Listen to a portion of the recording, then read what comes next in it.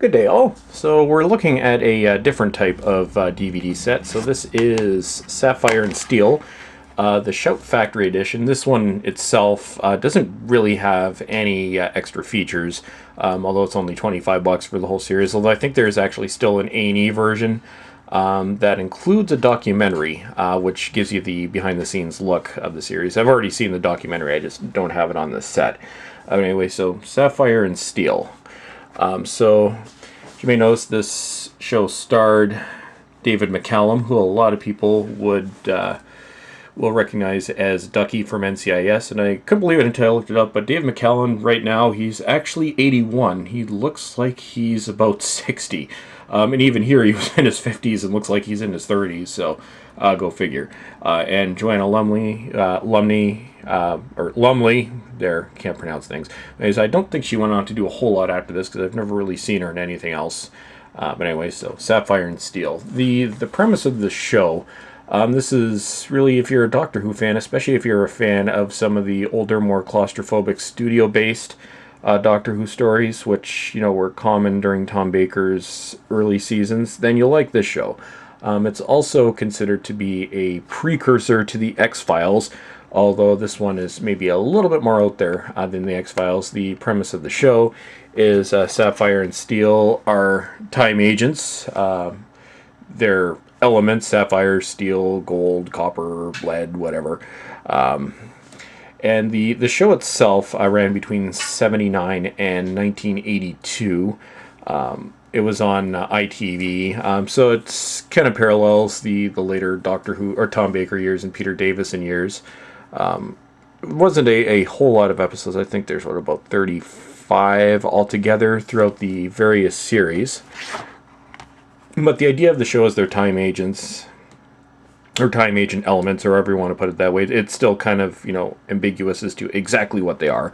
But they go and solve time problems. And the stories themselves, all of them, are actually very, very surreal in the way they're presented. And I think one of the strengths of shows like this is they don't rely on effects. They have to rely on story and very basic, you know, basic studio sets, and, you know, not a whole lot of effects, which gives it a claustrophobic feel. Typically very small casts as well, of only a couple of people. But really, they don't make television like this anymore. It's British science fiction, especially from the 70s, which this one began in the 70s, and I find it very typical of 70s British science fiction, even though it does go into the 1980s.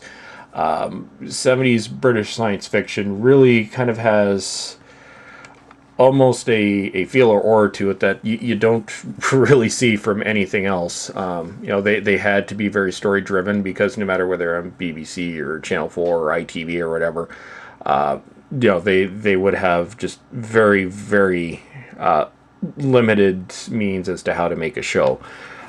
So we'll go take a look at the set itself. And like I said, this one's really cheap. This one is, like I said, $25. But you can also, like I said, I think the special edition from A&E is still available. I think that retails usually for between $80 and $100. And here the stories, they're separated into assignments. So assignment 1, assignment 2. Then we've got the discs right there, just basic green.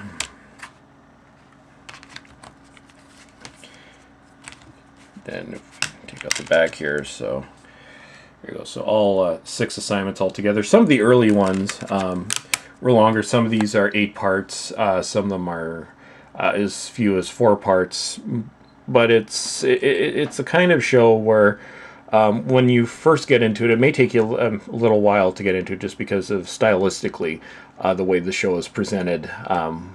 But after you get into it, you know, you'll find it interesting. But I just figured I would make a quick video of this for, you know, the people that watch my Doctor Who videos.